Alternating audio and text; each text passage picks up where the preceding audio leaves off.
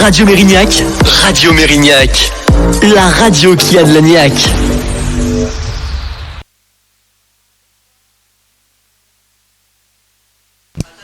Alors, bonsoir tout le monde. Aujourd'hui, on va commencer une nouvelle émission qui s'appelle Café con leche ou Café au lait. Donc, je suis très contente de commencer cette émission. Et en tout cas, c'est un premier programme multiculturel en français et en espagnol.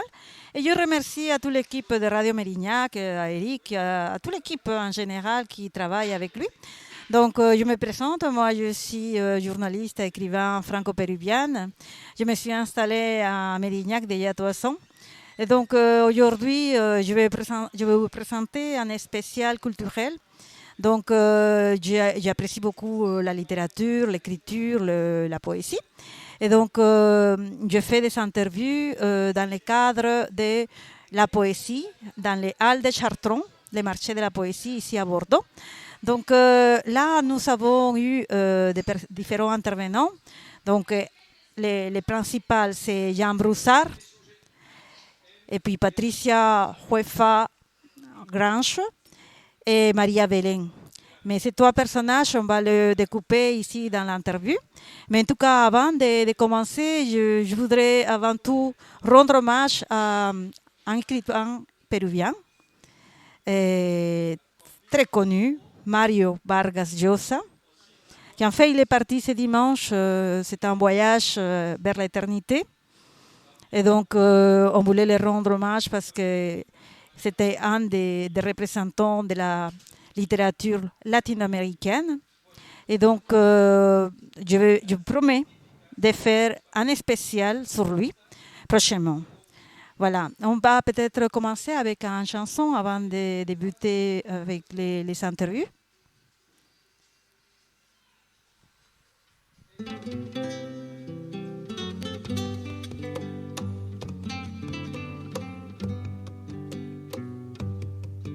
Yo quiero volver de nuevo a París, porque allí fui feliz, porque supe lo que es vivir.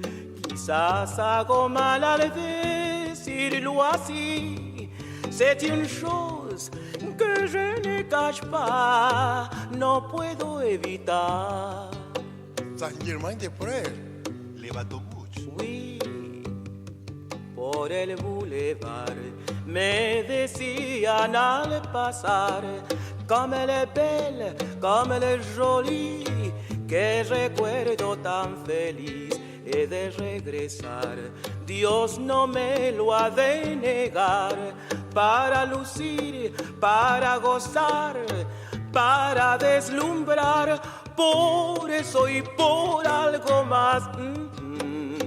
Volveré a París, mi lindo París, oh París, París.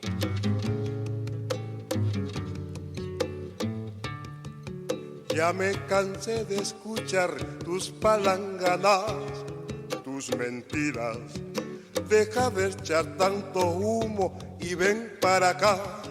Renegar, Que vas a volver a bailar, lo que te enseñó. tu mamá. Que ven para acá, Renegar, que vas a volver. a bailar. Venga, se festeja, muchachos. Escucha, negrita, escucha por favor. No ha llegado al mundo algo mejor. Qué lindo festejo. Deja tus requiebros ya, que esto es superior. Escucha, negrita, escucha ese cajón. Luego dime, pero con sinceridad, si aún quieres volver para allá.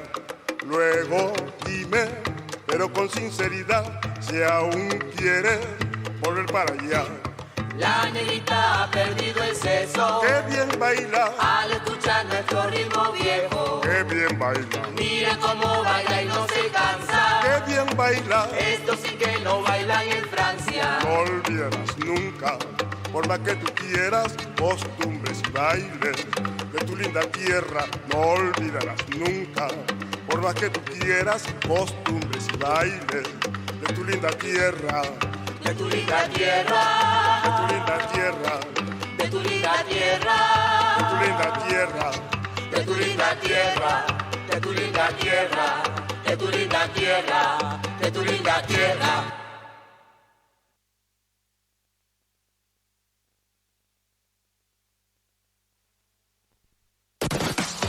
Radio Mérignac, Radio Mérignac, la radio qui a de la niaque. Voilà, on est de retour ici à Café au lait, au Café con leche. Et on voulait présenter à Jean-Paul Broussard, un des fondateurs des marchés de la poésie. Justement, c'est une association culturelle du marché au Chartron, donc une association 1901, qui organise déjà 26 ans cette grande manifestation du livre et de l'édition. Et donc, ce marché de la poésie, et donc le moment fort avec différents intervenants, la création et la poésie. Et voilà, je voulais plutôt y aller directement à lui pour écouter ce qu'il nous a raconté sur l'intérieur de la préparation de cet grand événement. Jean-Paul Broussard. Bonjour, aujourd'hui on est invité pour le marché de la poésie ici à Bordeaux, aux salles de... Ce sont les salles de Chartron, justement parce que c'est une association elle existe depuis très longtemps et je crois que M. Jean-Paul Broussard, c'était lui qui a fondé cet événement. Oui, absolument. Pas là, c'est pas moi. Hein. C'est un architecte de 1880. Donc pourquoi cette manifestation? C'est né de deux désirs. Le mien d'abord, ou après, à vous de voir, et puis le désir des éditeurs qui n'avaient pas ou qui ne trouvaient pas de place à Bordeaux pour présenter leurs livres, ou leur travail, ou leur passion, ou leur amour. Donc, ou les amours aussi. Voilà, donc la librairie, ça s'est passé en deux temps, mais je ne pourrais pas dire quel était le premier temps et le second temps, parce que les deux sont tellement étroitement liés. Quand j'ai monté la librairie en 1989, j'avais l'option de choisir quelque chose de dynamique, de singulier, d'original, enfin bref, quelque chose qui pourrait me correspondre. Oui. La poésie étant un endroit, un secteur un peu délaissé par les libraires pour plusieurs raisons, on en parlera peut-être. Moi, j'ai fait l'inverse de mes amis libraires. J'ai mis la poésie devant et j'ai appuyé pour qu'elle soit valorisée. Donc, je faisais des lectures, je faisais des présentations. Bon, résolument. Plutôt que d'aller vers le roman, j'allais vers la poésie. Ça, c'est su, et les éditeurs sont venus me voir. Mm-hmm. Voilà. Et donc, c'est eux qui m'ont dit et qui ont eu cette idée. La halle étant là, elle n'était pas comme ça, hein, elle a été rénovée. C'était une vieille halle très poussiéreuse qui était moins intéressante, enfin moins séduisante. Et donc, en voyant la librairie, en voyant la halle qui était quasiment vide, ils m'ont dit, c'est là qu'il faut faire un marché de la poésie à Bordeaux pendant des années, et nous viendrons. Moi, je n'avais pas de subvention, je n'avais pas d'idée, pas les moyens de faire une chose pareille. Et donc, voilà. Donc, ils m'ont dit, écoutez, nous, on est plein de bonne volonté, on en a besoin, nous, on viendra gratuitement, bénévolement, pendant 2-3 ans, le temps que tu lances l'objet, et ensuite, nous faisons. Voilà. Comment donc, toute idée... Et donc, on a eu comme ça 2 ou 3 éditeurs qui sont venus. C'était un peu une kermesse, c'était familial au départ. Ça n'avait pas cette ampleur-là. Il y avait 2 ou 3 poètes qui ont fait le déplacement. Tout le monde logeait à la maison et on pique-niquait, enfin voilà, on s'est débrouillé. Voilà, c'est parti comme ça, mais ça s'est un peu étayé pour plusieurs raisons. Enfin, etc. Et maintenant, c'est ce que vous voyez là, donc on a du monde, on a une belle programmation. Depuis 30 ans, Dieu sait si on a vu passer du monde, et on a gardé des liens très étroits avec les éditeurs de poésie et avec des poètes qui sont devenus des amis, qui fait que c'est, sans être facile, c'est pas très difficile, c'est un peu aventureux mais pas trop, de créer un événement et de trouver une programmation qui se veut singulière, un peu hasardeuse. J'aime bien que ça soit pas trop cadré, je voudrais garder un esprit poétique, enfin, un esprit un peu aventureux dans cet événement. Comment est-ce que vous organisez, vous, pour la programmation de ce marché? La présentation du programme Bon, alors, ça se fait pendant toute l'année. C'est en fonction de mes lectures, des gens qui sont dans le métier et qui viennent me vendre des livres. C'est un problème de connivence. Et c'est un problème très relationnel. C'est-à-dire et d'intelligence, j'espère. Il faut que les commerciaux comprennent, et en général ils comprennent, l'esprit de la librairie. Avec l'esprit de la librairie, ils rebondissent sur l'esprit de leur collection ou de leurs éditeurs qui correspondraient donc à cet écho-là. Et avec ça, je lis, je dis oui, j'aimerais bien ça, est-ce que je peux avoir son adresse, est-ce que ça peut être disponible, est-ce que c'est possible, est-ce que c'est pensable, et comme ça, petit à petit, on étaye les choses et on fait comme ça. D'accord. Et ça veut dire que la poésie, elle est devenue les marchés de la poésie, c'est-à-dire c'est un titre que vous avez choisi ou vous avez choisi ensemble. Comment est-ce que c'est commencé? Bon, c'était pas très difficile. Enfin, c'était pas très difficile. Peut-être qu'on a été un peu léger. Mais je voulais évidemment qu'il y ait poésie dans le... Oui, non. On a monté d'abord cette association parce qu'avec une association, on pouvait porter un projet et le défendre auprès de la mairie et des institutions. La librairie en tant que telle n'a pas la vocation, c'est un commerce qui ne peut pas être subventionné.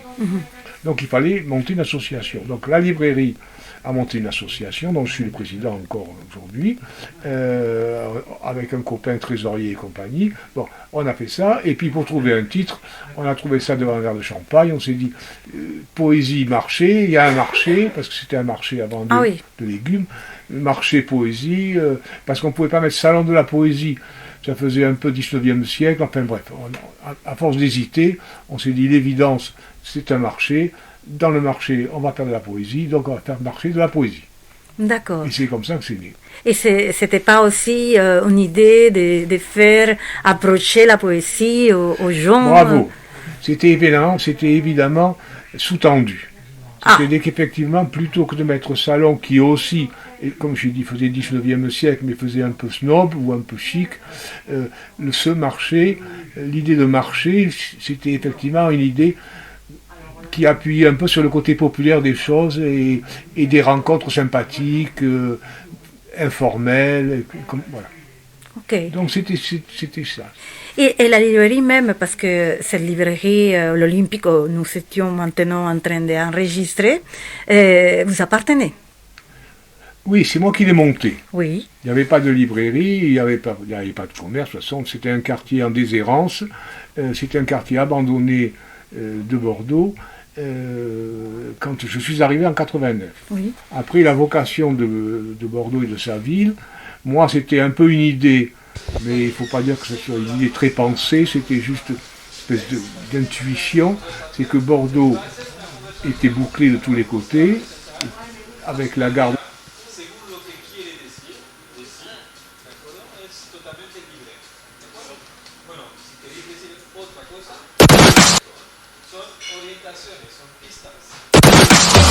Radio Mérignac, la radio qui a de la niaque. Café au lait o café con leche, pues estamos haciendo una pequeña pausa, on fait un petit pause avec notre invité Jean-Paul Broussac, que comme je vous avais dit, lui il a une librairie qui s'appelle Olympique, donc il nous a expliqué aussi que c'est une librairie indépendante et surtout qu'il appuie des activités de la poésie d'il y a 26 ans, mais en plus aussi elle accueille des éditeurs connus et des maisons d'édition et aussi essaye de faire découvrir la littérature aux jeunes auteurs. Voilà, on va écouter la deuxième partie.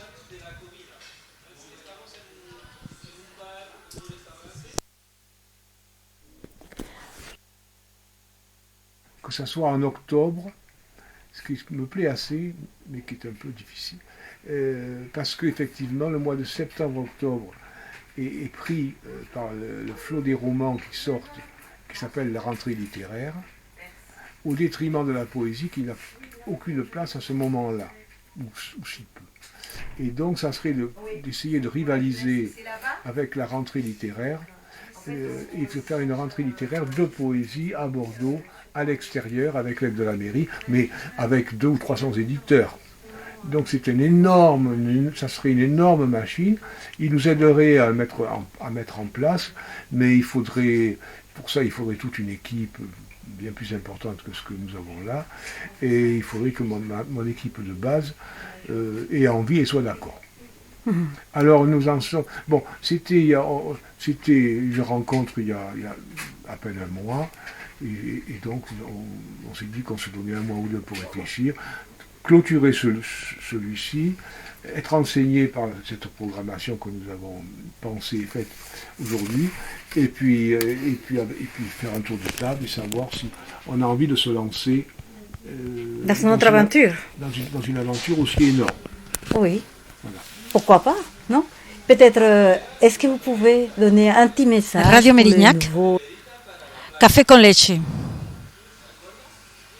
On va continuer avec notre invité, encore Jean-Paul Broussac.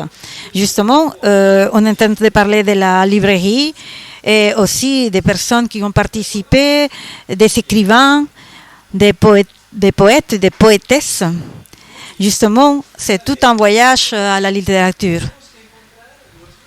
Continuer plutôt en français avec un nouvel invité, qui est l'écrivain et les poètes. Et justement, il a fait plusieurs éditions. Donc, il va aussi présenter au marché de la poésie certaines animations, ou plutôt des prestations intéressantes. Il s'appelle Patricia Huifa Granja. Bonjour. Bonjour, je m'appelle donc Patricia Huifa-Granja, je suis poétesse, traductrice et je porte ma poésie à voix haute aussi. Alors oui, j'ai publié différents recueils de poésie dans le cadre de mon propre travail, on va dire, de façon générale. Mon dernier recueil, c'est Métissé alors, qui parle de mon...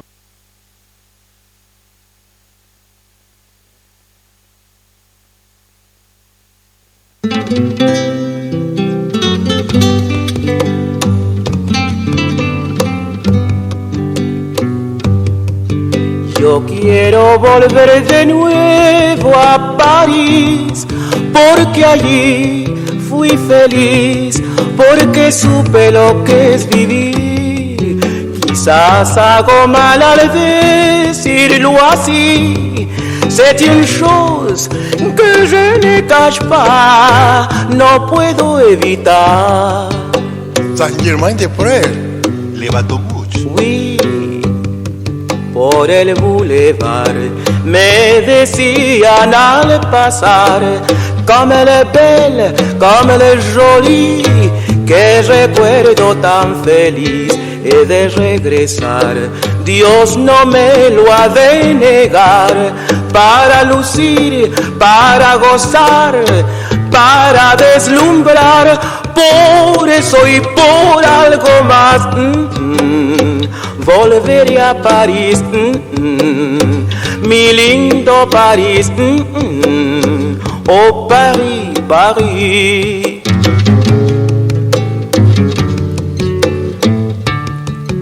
Ya me cansé de escuchar tus palanganas, tus mentiras. Deja de echar tanto humo y ven para acá. Renegar, Que vas a volver a bailar, lo que te enseñó. tu mamá. Que ven para acá, Renegar, que vas a volver. a bailar. Venga, se festeja, muchachos. Escucha, negrita, escucha por favor. No ha llegado al mundo algo mejor. Qué lindo festejo.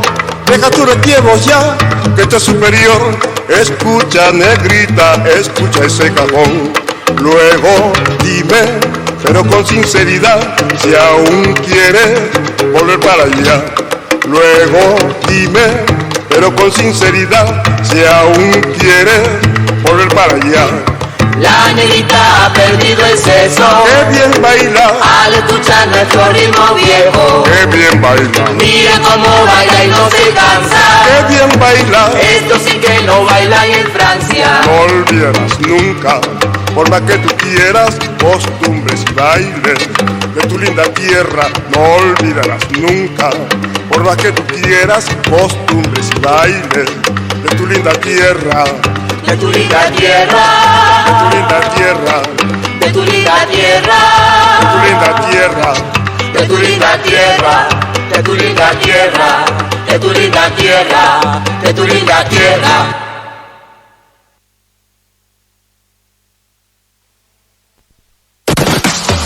Radio Mérignac, Radio Mérignac, la radio qui a de la niaque. Voilà, à nouveau, on est à Café con Leche, au café au lait. Donc, nous allons présenter cette fois-ci à un invité très spécial. Elle s'appelle Patricia Wefa Grange. Elle est née en 1979 à Cotonou, à Bénin. Il est actuellement à Bordeaux. Elle est poète, curieuse des mots et donc traductrice. Elle est artiste de la voix. Et donc, nous allons apprécier les résonances de son travail poétique aussi, et de là des artistes, des autres écrivains qu'elle traduit. On va écouter peut-être plus tard, dans la troisième interview, une autre intervenante, mais cette fois-ci, on va donner la parole à Patricia. Voilà, écoutez. Continuer plutôt en français avec une nouvelle invitée, qui est écrivain, elle est poète, et justement il a fait plusieurs éditions, donc il va aussi présenter au marché de la poésie certaines animations, ou plutôt des prestations intéressantes. Elle s'appelle Patricia Wefa Grange. Bonjour. Bonjour, je m'appelle donc Patricia Wefa Grange, je suis poétesse, traductrice et je porte ma poésie à voix haute aussi. Alors oui, j'ai publié différents recueils de poésie dans le cadre de mon propre travail, on va dire, de façon générale. Mon dernier recueil, c'est Métissé alors, qui parle de l'histoire de mon métissage, qui parle de l'histoire de ma famille pour ensuite aborder le métissage de façon générale. Je suis programmée sur le marché de la poésie cette année autour d'une anthologie dont le titre est Érotique, 69 poétesses de notre temps, qui a été éditée par les éditions Bruno Doucet, coordonnée par Ariane Le Fauconnier. Donc il y a une table ronde qui va se faire ce dimanche après-midi à 16h avec Ariane Le Fauconnier, Ima Sango, qui est une poétesse qui a aussi participé à cette anthologie, et la modération sera assurée par Lucie Lelon, qui est elle aussi poétesse. Voilà. Est-ce que tu peux nous raconter qu'est-ce que tu vas présenter? On va parler en fait de cette anthologie-là. Ariane va certainement nous raconter un peu comment est-ce que l'anthologie a été constituée, composée. On va aborder un peu la place des différents poèmes dans l'anthologie, puisqu'elle est constituée de différentes parties. Mon poème à moi qui figure par exemple dans la partie rencontre. Voilà, on va parler aussi des échos d'un texte à l'autre. Ça va très certainement avec la façon dont Ariane a choisi les textes aussi. Et puis on va faire quelques lectures. On va parler aussi de la place de l'érotisme dans le travail d'écriture de chacune. Justement, est-ce que tu as une lecture à nous proposer concernant la partie de demain sur l'érotisme, que c'est peut-être quelque chose que ça peut intéresser la plupart des publics, je ne sais pas, entre féminin ou masculin, peut-être les deux? Je peux vous lire peut-être le poème que j'ai publié dans ce recueil-là. Donc c'est Nouveau continent. Je pars sur ton corps comme une chercheuse d'or. Je te sonde et je te parcours sur le fil le frisson de l'amour. Mes doigts suivent les contours de ton épiderme baisé, comme le pinceau d'un jean. Je redessine ton corps du bout de mes lèvres. Très bien, très bien.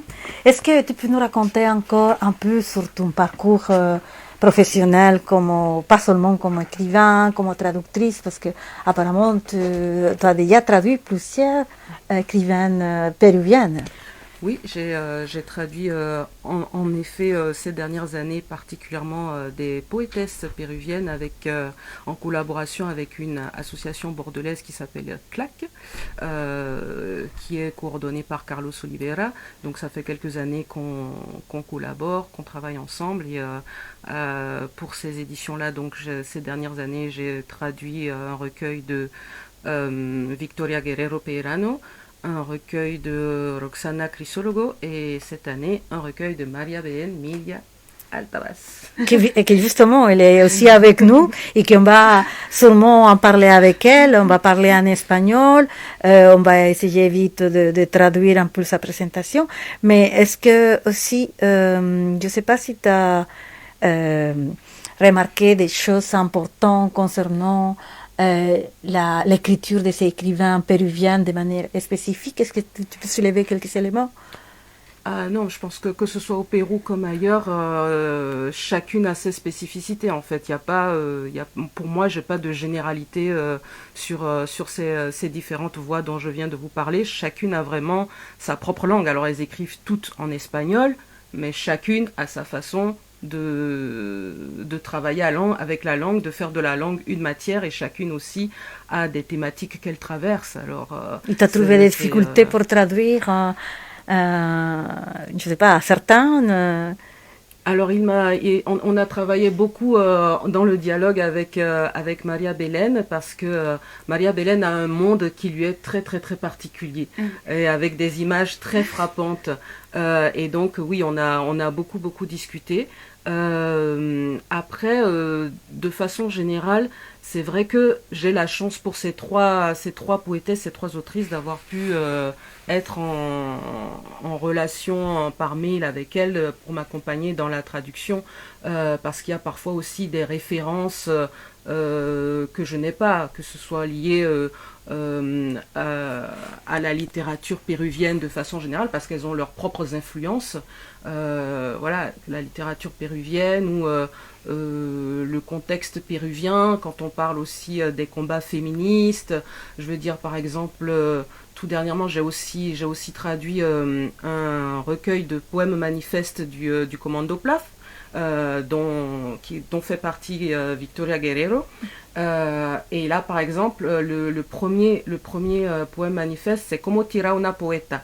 Et donc, que j'ai traduit en français par Comment baise une poète. Oui. Et donc, ici en France, dans le milieu féministe, quand il s'agit d'une femme poète, on dit poétesse maintenant. On ne dit plus poète. Or là, j'ai vraiment traduit poeta par poète et pas poétesse, parce qu'il y a un autre mot, c'est poétissa. Oui.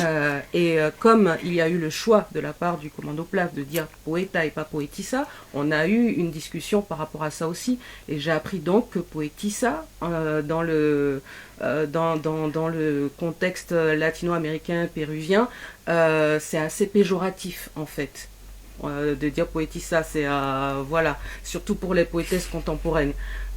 Et donc j'ai voulu garder ça et le mettre en français avec poète, voilà, et avec une petite note de traduction pour l'expliquer. En fait.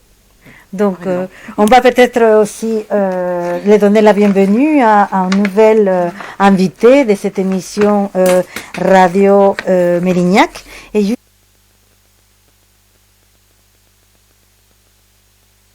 je pars sur ton corps comme une chercheuse d'or. Je te sonde et je te parcours, sur le fil, le frisson de l'amour. Mes doigts suivent les contours de ton épiderme baisé, comme le pinceau d'un djinn. Je redessine ton corps du bout de mes lèvres.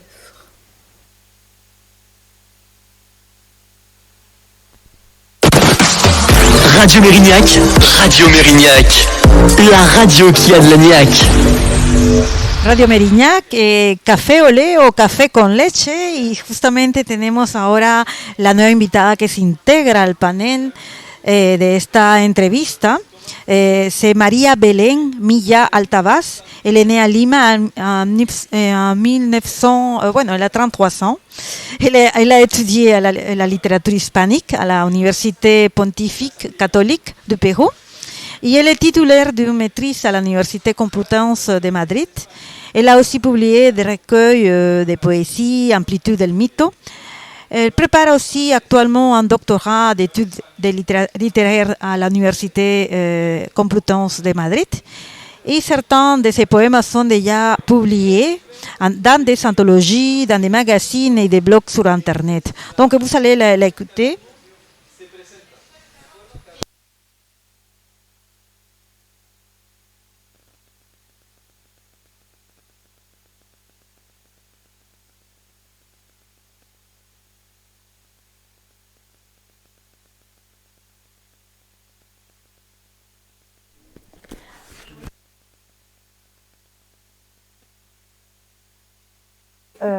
Les donner la bienvenue à un nouvel invité de cette émission Radio Mérignac. Et justement, Maria Belén, elle est avec nous. Elle va présenter aussi une lecture performée dans la ville Belmont.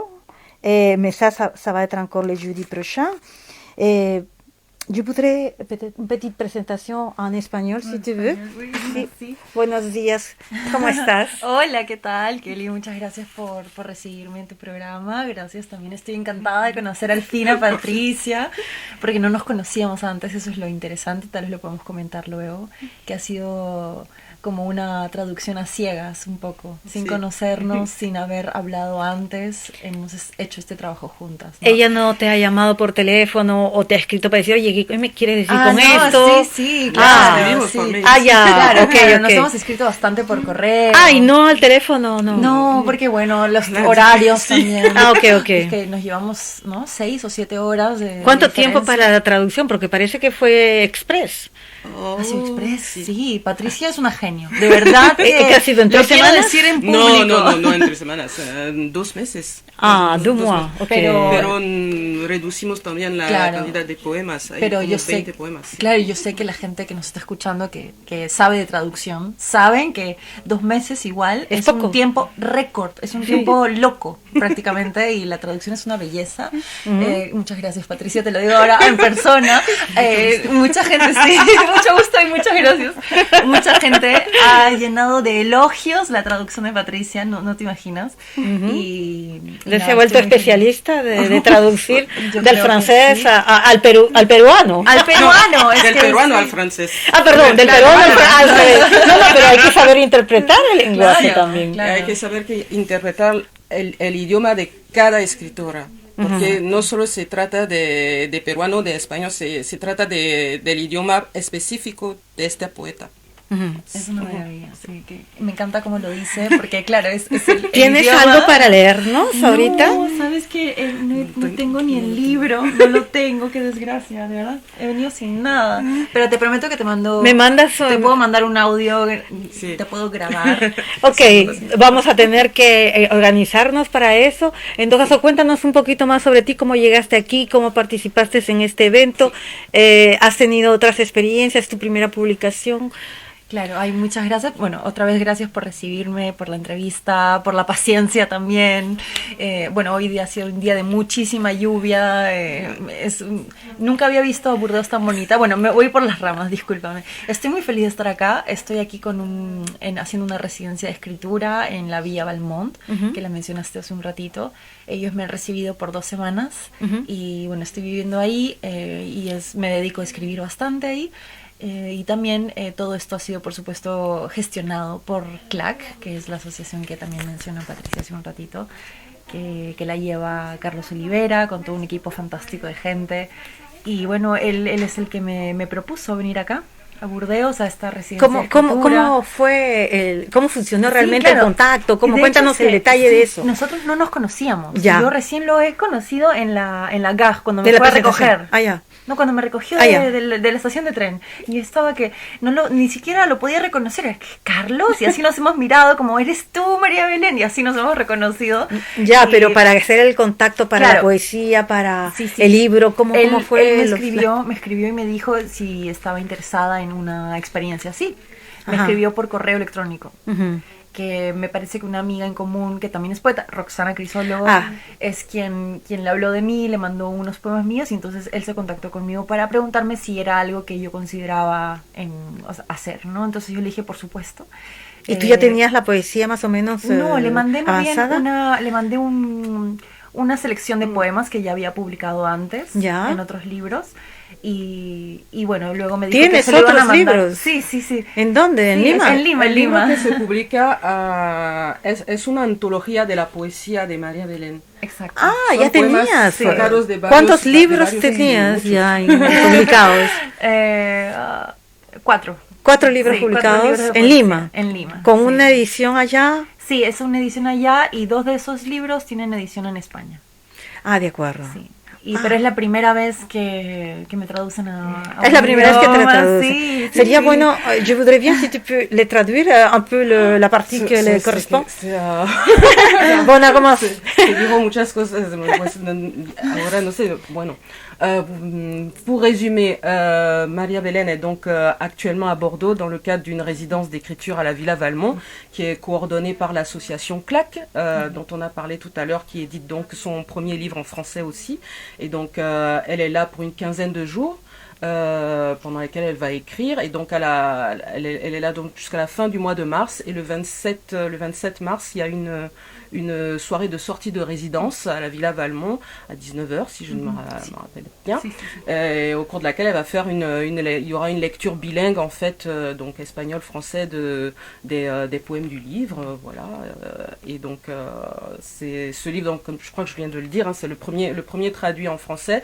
Ce livre est une anthologie en fait des différents recueils de Maria Belén, qui en a déjà publié 4 donc qui ont été publiés au Pérou, à Lima, et sur ces 4 livres, il y en a 2 qui ont été publiés en Espagne. Je crois que ¿Avec quelle édition ¿Avec quelle édition d'Espagne? En España c'est con la editorial Ultramarinos y también Iberoamérica. Iberoamérica, ok. ¿Y cómo te sientes tú estando aquí? Cuéntame cuál es el proyecto, ¿te quedas hasta finales de mes y para dónde te vas luego? Sí, bueno, el proyecto aquí es terminar la escritura de un libro que ya estoy en la mitad, más o menos, ya lo tengo en la mitad. La idea sería terminarlo en esta residencia de escritura y bueno, me quedo hasta el 31 de marzo y luego ya me vuelvo a Lima. ¿Cómo funciona esa residencia de escritora? ¿Quiere decir que tienes que concentrarte para así hacer tu trabajo de redacción? Ajá, sí, exacto. Bueno, es como estar en un internado, digamos. Un internado de escritores. Como un retiro de escritura. Exactamente. Todos los residentes ahora en la villa somos 6 personas y todos somos escritores. Algunos son artistas plásticos, algunos tienen otras ocupaciones, pero en realidad estamos ahí para escribir, solamente para escribir. Y para llevar nuestros proyectos a cabo, ¿no? Entonces tenemos unas salas de trabajo enormes con muchísima luz y ventanas, es una maravilla. O sea, es fuente de inspiración. Es que las ventanas dan hacia un bosque, ¿no? Y ahora, por ejemplo, con toda la lluvia que nos cayó encima, yo sentía que estaba en una película y la verdad es que me pasé como toda la mañana escribiendo sin ruido más que los pájaros, de verdad que es una maravilla. Sí. Donc, Carlos fait beaucoup mieux, fait beaucoup mieux ça que moi. Mais Maria Belén nous parlait un peu de son expérience au sein de la Villa Valmont. Donc, vous êtes, ils sont au total 6 en ce moment à la Villa Valmont. De différentes disciplines, mais ils sont tous là pour écrire, pour mener à bien un projet, et elle dit que c'est un cadre magnifique en fait pour écrire avec sa chambre à des fenêtres qui donne sur un petit bois, que là ce matin elle a passé toute la journée depuis ce matin à écrire en écoutant le chant des oiseaux. À un moment donné, il y a la pluie qui est tombée, elle avait l'impression d'être dans un film. Voilà, un cadre magnifique, et c'est vrai que je connais la Villa Valmont, c'est vrai que c'est un lieu superbe et qui permet justement de se mettre un peu à l'écart, d'avoir le cadre adéquat pour pouvoir se consacrer pleinement à l'écriture. C'est vraiment le principe d'une résidence en fait. Voilà. Très bien, très bien. ¿Y nos puedes contar un poco más sobre ti específicamente? ¿De dónde vienes ¿Vienes de Lima? ¿Vienes de qué parte del Perú? No sé, ¿tienes hermanos, casada, divorciada? No sé, cuéntamelo todo. Perfecto, sí, bueno, yo vengo de Lima, toda mi vida nací en Lima y toda mi vida he vivido en Lima. Vengo de una familia de abogados, mis padres son abogados, mis hermanos también. Entonces siempre fue un poco difícil, digamos, mi camino, ya que siempre me sentí un poco la oveja negra de la familia, ¿no? Porque no habías estudiado yo estudié algo parecido. Claro, porque todos querían que estudiara Derecho y estudié Literatura. Ya. Y dije, voy a dedicar mi vida a escribir poesía. Y entonces es un poco salir bastante del camino de mi familia. Y que te decían seguramente que te vas a morir de hambre. Que claro, la típica, ¿no? Y sobre todo en una sociedad como la peruana, en la que si no tienes una profesión que dé plata, entonces es un poco como vas a perder tu Claro, tu que en la poesía no te da plata, te iban a decir esa es la eso. cosa, sí. Y mucho menos en sociedades como la peruana, que la gente no lee poesía. No lees definitivamente. Sí, lamentablemente ni leen otras cosas, no leen. Pero bueno, poco a poco vamos mejorando eso. ¿Y casada? Sí, estoy casada. ¿Con quién? De hecho, ayer cumplí 6 meses de casada. ¿6 meses de casada? Recién me casé hace 6 meses. ¿Ya? Me he casado, mi esposo es belga, nos conocimos en Alemania, es una larga historia, pero vivimos juntos en Lima. Los dos viven en Lima. Sí. ¿Y has ido a Bruselas? Sí, claro, he pasado Navidad ahí varias veces. ¿Y te gusta? Bueno, sí, me encanta, la verdad. Entonces tiene que gustarte la lluvia. Y por una historia con Bruselas, por eso. ¿Ah, sí? Yo por eso intento también aprender el francés, pero para mí, mi esposo habla maravilloso el español. Ahí pensaba que iba a decir el francés. No, digo, habla en francés, pero ya aprendí el español. Entonces nosotros hablamos en español. Y por eso es que, no mi practicas francés mucho el no francés, practico, sí. Y porque, me frustro cuando no encuentro una palabra y entonces cambiamos al español y bueno. Porque la inspiración que tiene Bruselas es justamente la lluvia. Sí, créeme, sí. Eso te lo puedo asegurar yo, que de ahí salió mi libro también. También sobre la lluvia. La lluvia de Bruselas. Pero hay algo hermoso, es que yo no sé, tú eres de Lima, te has criado en Lima. Sí, no llueve. Hablaba con Carlos eso el otro día. Nosotros los limeños somos un poco como ratones asustadizos, que cuando llueve, yo me asusté la última vez que hubo una tormenta. Con truenos. Es una ciudad que no está concebida para la lluvia. Exacto. Todo se llena de agua. Exacto. Y se inunda. Exacto. Sí. Entonces, nos asustamos con un poco de lluvia, ¿no? Para mí esto ha sido, esta lluvia de no hoy es día ha sido impresionante. Hay peores, He hecho videos, fotos, todo.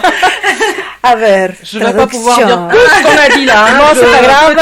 Juste pour finir, parce qu'on a déjà... Maria Belén, donc, est née à Lima, a vécu toute sa vie à Lima. Elle est née dans une famille d'avocats et elle est la seule de sa famille à avoir fait des études de littérature. Et donc, ce n'est pas toujours évident, surtout dans une société comme la société péruvienne où si on n'a pas un métier qui apporte de l'argent, en fait, c'est difficile d'exister, en fait. Donc, voilà. Elle nous a aussi raconté qu'elle est mariée depuis 6 mois. Félicitations. Et que son mari est belge. Et donc, voilà. Il y a ce lien-là avec la langue française, quand même. Même si, du coup, comme son mari parle parfaitement l'espagnol, c'est pas toujours évident de pratiquer le français. Je sais pas si j'ai oublié quelque chose d'important. La pluie. Ah oui, la pluie. La pluie qui, Kelly nous disait, puisque Kelly a vécu en Belgique, à Bruxelles, nous disait que la pluie était importante en Belgique aussi, puisqu'on parle de la pluie. Et c'est une source d'inspiration. Voilà. Et que ça peut être une source d'inspiration. Moi, j'aime beaucoup le bruit de la pluie aussi. Oui. Oui, mais surtout, mon point de vue, c'était surtout que les fois, la pluie, ça te donne un froideur, et ça te donne un froideur d'esprit aussi en même temps. Donc tu peux devenir un peu triste, mélancolique, et c'est ça qui te pousse à écrire, finalement. Donc parce qu'il faut écrire avec tes émotions. Bon, ¿cómo es que te écris? ¿Qué le source avec tous les soleils de Lima? Qué maravillosa pregunta, Kelly, muchas gracias. Yo me inspiro sobre todo de las cosas que veo. Soy una persona muy visual.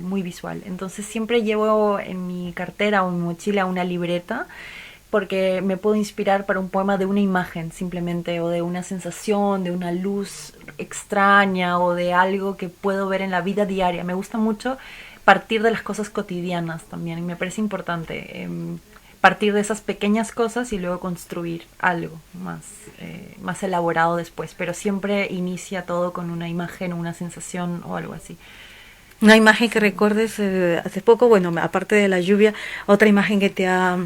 Bueno, por ejemplo, ahora, ayer, o hace dos noches, me acuerdo que hubo luna llena hace unas noches, ¿verdad? Sí. El cielo estaba despejado y precioso. Y en la habitación donde estoy, en la Villa Balmont, hay un tragaluz. Hay esta ventana en el techo. Yo nunca en mi vida había estado en una habitación con tragaluz. Nunca, jamás. Las casas en Lima no suelen tener estas ventanas. Y entonces, era como que se miraba directamente el cielo. ¿Sabes? Me eché en la cama y podía ver en el centro del tragaluz la luna redonda, para ti, brillante, blanca, así como una como luz. En un cuadro. Como en un cuadro. Y yo me quedé así con los ojos abiertos mirándola y así me quedé dormida. Y no agarraste tu papel. Qué bello. Pero me lo tengo grabado en mis ojos. No necesito escribir. Yo voy a escribir algo sobre ya ese lo tienes, momento. Ya lo tengo así en la sangre. De verdad, me encantan esas imágenes que te acompañan. O sea, esa imagen se va a quedar conmigo toda la vida. Toda la vida. Hablando justamente de este mercado de la poesía donde estás participando, y yo le pregunté también al organizador, el fundador de este marché, ¿cómo se llama? El señor Jean-Luc Broussac, Jean-Paul. Y entonces nos dice, le pregunté a él cuál sería el consejo para los nuevos poetas. ¿Qué darías tú? Qué maravilla. Tus preguntas son increíbles, gracias. Y nos haces pensar mucho también. No me esperaba esto. A ver, creo que lo principal que podría decir es que nada está fuera de la poesía, que no hay tema que no valga, digamos, que la poesía está en la vida misma, está en la vida cotidiana, está en las pequeñas cosas, y que a veces los poemas más trascendentales y más universales inician en algo muy pequeñito y muy íntimo, y que hay que de algún modo rescatar esa simplicidad y esa sinceridad de las cosas cotidianas y de las emociones, los sentimientos. Eso, que un poema tiene que ser honesto y sincero, honesto, sí. Que no sea forzado tampoco, ni pretencioso, ¿no? Sino que sobre todo tenga esta emoción limpia y clara. Eso. Sí. Y que de repente tú misma como escritora tampoco te censures, ¿no? Porque a veces hay mucha gente que no se atreve. Es que claro, sí, hay mucha gente. Por ejemplo, ahora que estuvimos haciendo, eso me faltó comentar, fuimos a visitar varios liceos, colegios acá en Francia. Bueno, un colegio y con varias clases, mejor dicho. Y hemos hecho talleres con los chicos y yo les preguntaba si alguno de ustedes escribe, y todos se miraban como muy avergonzados, como que no querían decirlo. Y luego, después, en la última clase, un niño se me acercó y me preguntó, me dijo que él sí escribía, pero que le daba vergüenza decirlo. Es un poco eso, ¿no? Quitarse esa vergüenza encima, porque no hay nada más hermoso que escribir, yo creo. Muy bien, muy bien. Muchas gracias. La última para terminar. Patricia. Alors, Maria Belen nous a dit, là je résume encore, parce qu'elle a plein de très belles choses, que ses sources d'inspiration, elle les tire en fait du quotidien, des petites choses, qu'elle se balade toujours avec son carnet et que elle est souvent attirée par des images bien précises et qu'elle va partir de ces images-là après pour tisser son poème. Et d'ailleurs, c'est un des conseils qu'elle donne aux aspirants poètes, aspirantes poétesses, de faire attention aux petites choses, à la beauté ou pas des petites choses, mais de partir de ça, de ce qu'il y a autour d'eux, et d'écrire aussi avec honnêteté, sincérité. C'est pas forcément la peine d'aller chercher des choses prétentieuses et forcées, partir vraiment des petites choses qui les entourent. Et elle disait aussi, en fait, que depuis qu'elle est là, elle a rendu visite à des classes, des élèves qui disaient, et elle leur demandait s'il y en avait certains qui écrivaient. Et ils avaient un peu honte de dire ce qu'ils écrivaient ou pas. Et elle dit, mais il ne faut pas avoir honte, c'est quelque chose, c'est l'une des plus belles choses en fait, c'est d'écrire. Donc, voilà, je crois que j'ai rien à dire. Sí, perfecto. Estupendo. Muchas gracias a ustedes. No sé si quieren agregar algo más. Bueno, nada, invitar a todos los oyentes que por favor vayan a la Villa Valmont el 27 de marzo, que va a ser la sortie de résidence, a las 7 de la noche. Donc rendez-vous jeudi 27 mars à la Villa Valmont, 19h, pour la sortie de résidence de Madame Hélène. Je n'ai pas fait la question que je l'ai posée à elle concernant les nouveaux poètes. Qu'est-ce qu'elle te conseille? C'est compliqué de donner des conseils. Moi, je dis en fait, de toute façon, si vous devez écrire, c'est là. Ça demande à sortir. Écrivez. Voilà. Quel que soit ce qui est en vous et qui vous demande à se matérialiser, écoutez cette voix-là. De toute façon, si c'est là, c'est que ça doit advenir. Et ne la faites pas taire. Suivez-la, là où elle vous emmène. Très bien, très bien. Je vous remercie à tous les deux et on va se voir bientôt, j'imagine. Et donc, j'espère que Radio Mérignac, il va diffuser ça. À très bientôt. Merci beaucoup. Merci, au revoir. Au revoir. Gracias. Estuvo con ustedes Kelly Mercado. J'étais avec vous, Kelly Mercado.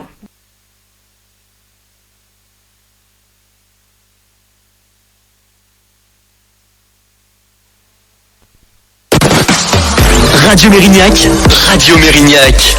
la radio qui a de la niaque.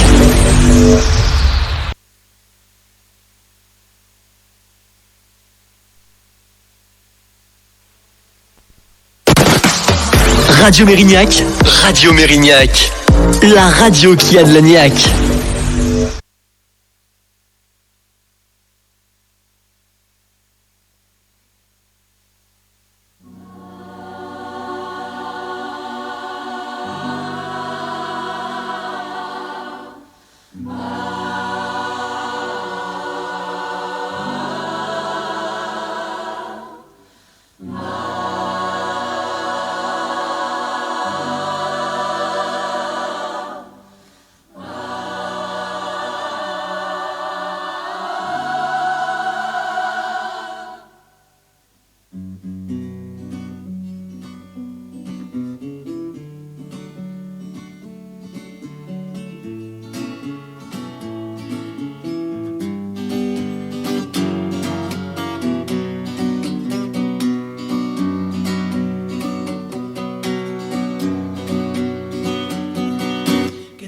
El Estado, los cielos, las calles, que tiemblen los jueces y los judiciales. Hoy a las mujeres nos quitan la calma, nos sembraron miedo, nos crecieron alas. A cada minuto de cada semana nos roban amigas, nos matan hermanas, destrozan sus cuerpos, los desaparecen. No olvide sus nombres, por favor, señor presidente.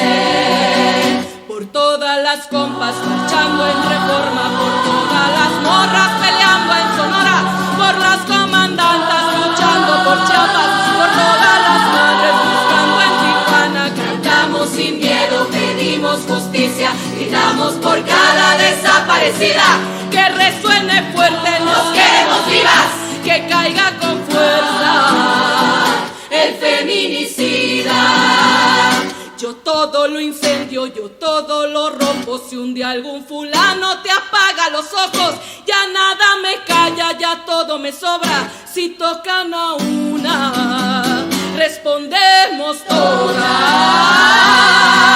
Soy Claudia, soy Esther y soy Teresa. Soy Ingrid, soy Fabiola y soy Valeria. Soy la niña que subiste por la fuerza. Soy la madre que ahora llora por sus muertas.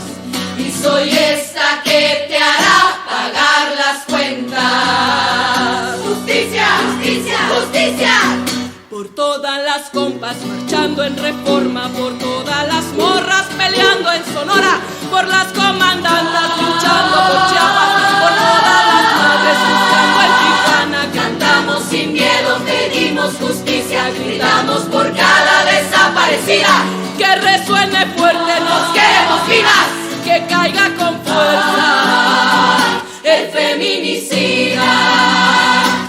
caiga con fuerza el feminicida.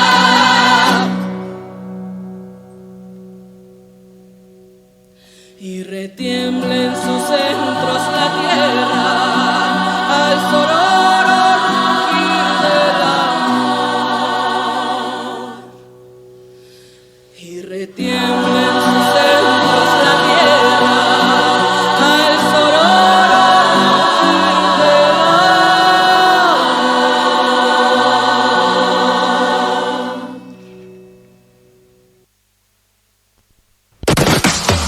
Radio Mérignac, la radio qui a de la niaque. Bonsoir, vous avez écouté votre première de Café con leche ou Café au lait en français. Et vous le retrouverez l'émission avec Kelly tous les 15 jours sur notre radio. Et demain soir, n'oubliez pas, avec Marc Fouquet, nous faisons la seconde de l'émission Les Rendez-vous avec Marc Fouquet. C'est demain soir de 18h à 18h45. On vous attend nombreuses et nombreux. À demain soir à 18h, 18h45 avec Marc Fouquet pour la seconde des Rendez-vous avec Marc Fouquet sur Radio Mérignac. À demain soir. Radio Mérignac, la radio qui a de la niaque.